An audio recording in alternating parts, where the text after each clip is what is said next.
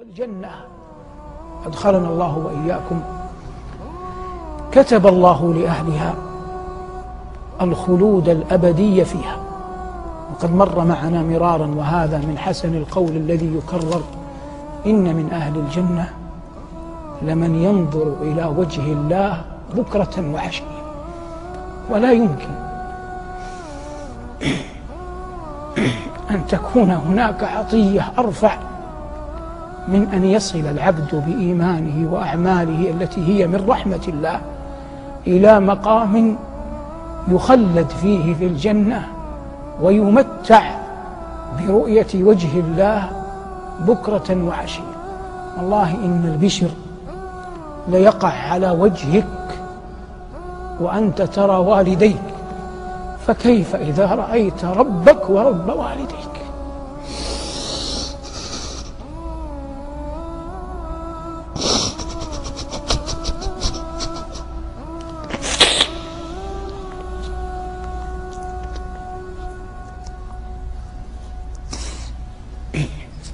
كلما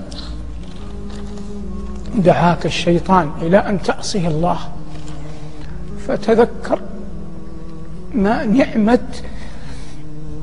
أن يجعلك الله ممن يمتع برؤيته، فإنك إذا تذكرت جلال الله وعظمته وجماله وكماله اشتاق قلبك إلى هذه النعمة.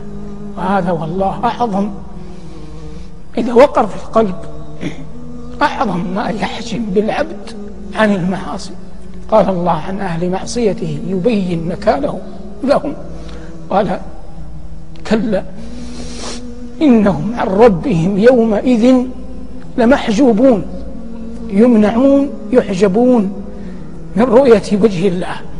فدل على أن أعظم النعيم رؤية وجه الله الكريم جل جلاله.